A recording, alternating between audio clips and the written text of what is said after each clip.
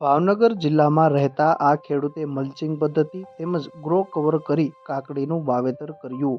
ભાવનગર સહિત સમગ્ર સૌરાષ્ટ્ર તેમજ ગુજરાત રાજ્યમાં ખેડૂતો પોતાની પરંપરાગત ખેતી છોડી અવનવા પાકોનું વાવેતર કરી રહ્યા છે તેમજ તેમાં અવનવી પદ્ધતિનો ઉપયોગ કરી બમણું ઉત્પાદન પણ મેળવી રહ્યા છે.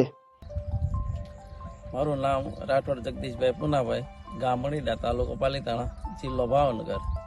અભ્યાસ મેં F5 સુધી કરેલો છે, F5 BCom સુધી, અને 1993થી છે એ ખેતીની સાથે જોડાયેલો છું.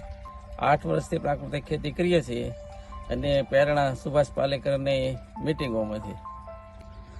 કાકડીનું વાવેતર મેં 2 વર્ષથી કરીએ છીએ અને સારું એવું ઉત્પાદન મળે છે. ગયા વર્ષે છે 75,000 વીઘે ઉત્પાદન મળ્યું હતું. બજાર છે એ માર્કેટની અંદર જ તે વેચીએ છીએ, યાર્ડની અંદર જ તે, અને 15 થી 20 રૂપિયાનો વધારે આવ્યા છે. હા, વાવેતર કર્યા પછી છે ને મેં આ વર્ષે ગ્રો કવરમાં કર્યું હતું. વહેલું વાવેતર ઠંડીને કારણે થઈ અને શરૂઆતથી છે સોંપ્યું ત્યાંથી ગ્રો કવર હતો ને અઠવાડિયા પહેલાં છે એ ખોલી નાખ્યું છે અને જીવામૃત ને એવું બધું આપીએ છીએ અત્યારે.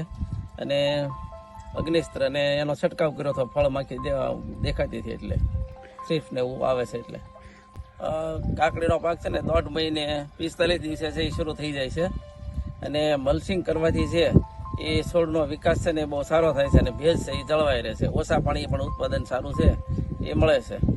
કાકડીનો આ વર્ષે તો જે શરૂ થવાની છે કઈ છે, પણ આગલે વર્ષે છે એ અમને 10 રૂપિયાથી લઈ અને 25 રૂપિયા સુધીના બજાર છે એ મળ્યા હતા.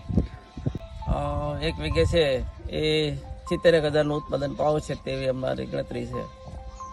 ખેડૂતો પરંપરાગત પાકો છોડી ટૂંકા સમયગાળામાં તૈયાર થતા પાકોનું વાવેતર કરવાનું વધુ પસંદ કરતા હોય છે, જેમાં ખાસ કરીને કાકડીનો પાક, જેમાંથી 45 દિવસે ઉત્પાદન આવવાની શરૂઆત થઈ જતી હોય છે.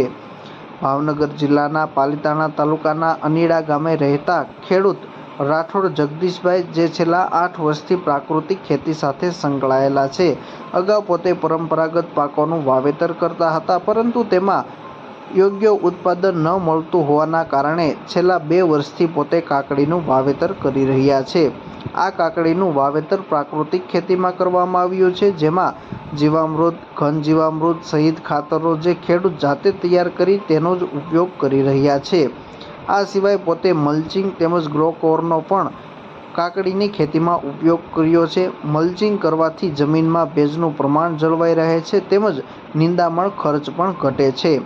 ખેડૂતના જણાવ્યા મુજબ પોતે ઉત્પાદન આવ્યા બાદ માર્કેટિંગ યાર્ડમાં કાકડીનું વેચાણ કરી રહ્યા છે, જ્યાં તેઓને પ્રતિ કિલોએ 10 રૂપિયાથી લઈને 25 રૂપિયા સુધીના અલગ અલગ ભાવ મળી રહ્યા છે.